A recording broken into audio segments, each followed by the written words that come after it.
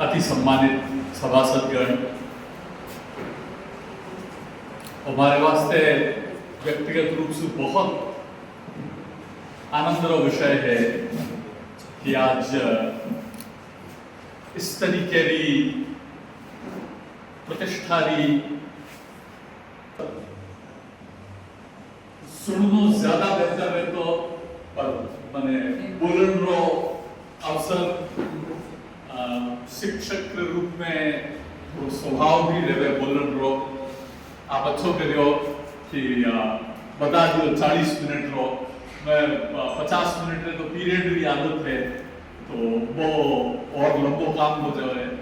अरे आप लोग बीच में आयो और आप सब लोगों से मिलते ही मैंने करना, उसके शौर्य के बारे में बात करना, उसके स्वाभिमान के बारे में बात करना, और मुझको ऐसा लगता है कि ये शौर्य हो गया, स्वाभिमान हो गया, संस्कार हो गया, ये अलग अलग चीजें नहीं है बल्कि हमारे जीवन मूल्यों का एक सामूहिक प्रकटीकरण है।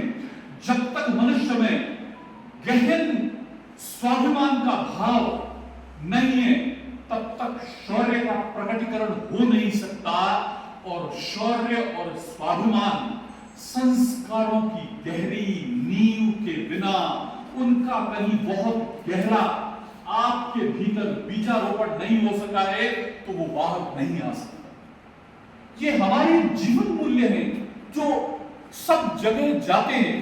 जब हम पढ़े और एक एक व्यक्ति की बात करें जिन लोगों ने किस तरीके से अपने जीवन लगा दिए, किस तरह से इस धरती को सींचा है, किस तरह से इस धरती को बनाया है, और ये बड़ी एक अच्छी बात कही गई थी। किसी ने कहा, मैंने पढ़ा कि भारत के बारे में जब बात करते हैं वो कहते हैं कि भारत किसी भौगोलिक या राजनीतिक इकाई का नाम नहीं है, बल्कि भारत नाम है एक अभिप्सा का, एक प्यास का।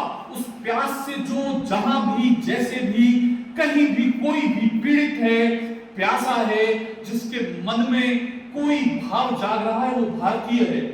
और ऐसा ही मुझे लगता है कि जब स्वाभिमान की बात आती है, जब शौर्य की बात आती है, और जब संस्कारों को अपनी हर श्वास प्रश्वास में जीना आता है, तो राजस्थान का नाम आता है। एक शूरवीर के रूप में जन्म लेता है। भले annuls and antiquities of Rajasthan में थर्मोपॉली हर कण को कहा गया हो, लेकिन वास्तव में यह वीर धरा क्यों है?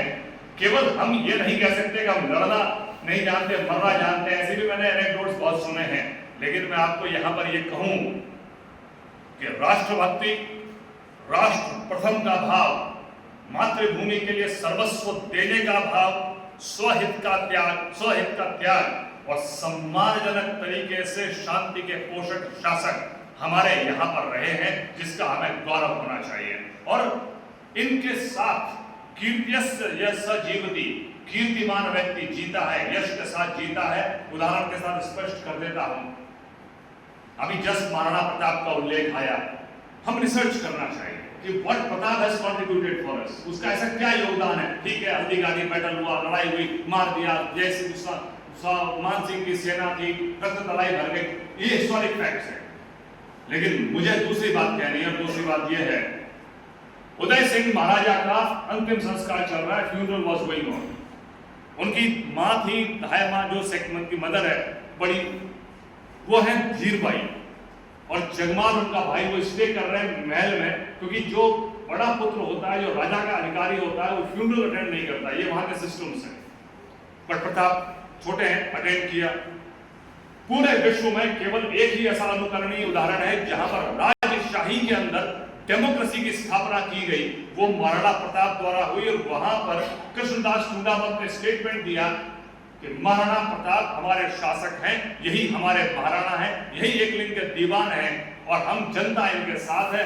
Let them do whatever they want to do, Jagmal and his mother, यही हमारा शासक है। पूरे विश्व में राजशाही के अंदर डेमोक्रेसी के एस्टैब्लिशमेंट का एग्जाम्पल केवल और केवल यही है।